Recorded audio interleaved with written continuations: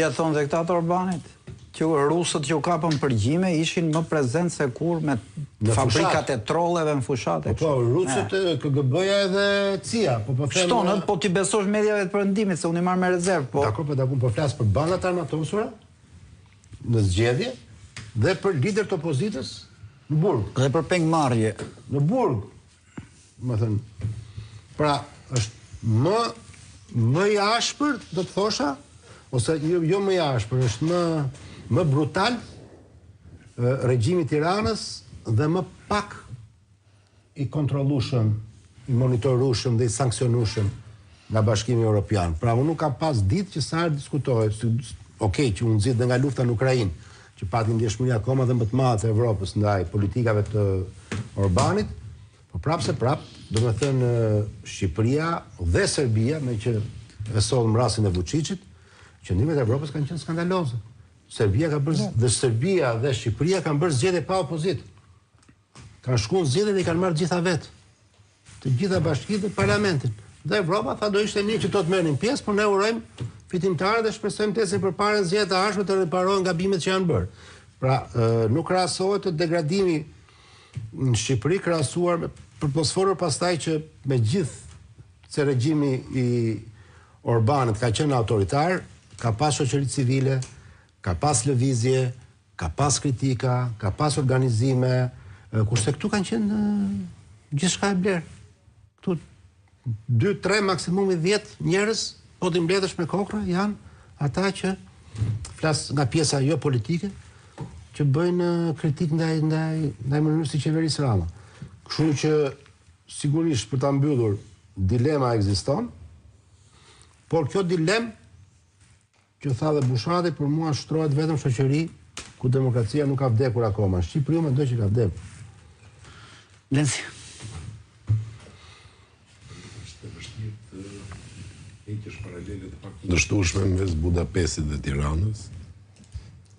Kjo për një arsye të vetme, sepse ne nuk e njohim mirë. Nuk njohim në thellësi se çfarë ndodh atje dhe kryesisht janë lajmet e ditëve të fundit që kulmuan dje me rezultatin e pritur të zgjedhjeve, po jo në këtë përmas, që kthyen vëmendjen. Prapa ajo që mund të themi ne është copëza të lexuara nga media ndërkombëtare, që po ti marrësh të gjitha së bashku, ato konvergojnë në disa pika të përbashkëta, sepse ndodhin gjë të tilla. Një është ajo që duket si e fundit dhe duket si kontradiktore, por që në fakt është e vërtetë. Dhe ka të bëjë me lodhjen nga pushteti. Orban ishte një partijak më shumë se sa qeveritar, me një bazë të qartë ideologjike. Madje shihet si pararendës si neokonservatorizmit, përqafuar në ideologji, të dy nuk ndryshojnë shumë. Ajo që dëmtoi më tepër që korrupsioni sipas analizave të pashme të BBC-s. Në ideologji edhe Orban, dhe ky që fitoi, një partie për që ndryshimet ishin minimale.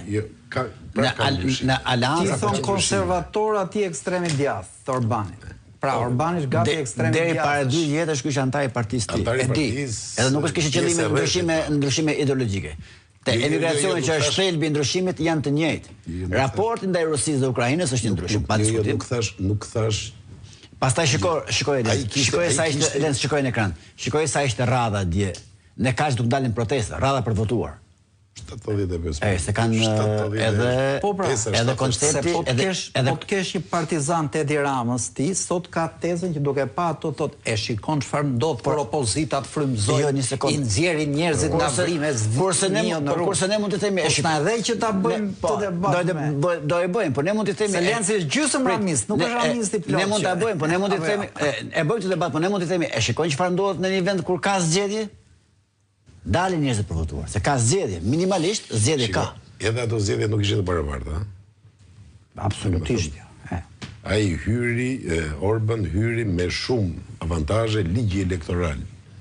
E favorizonte kryesisht në zonat një emërore, por atë e përmbysi fryma.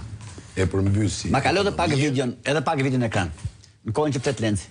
E përmbysi ekonomia mbas 2 mandatesh të para, që bien gjithë dakord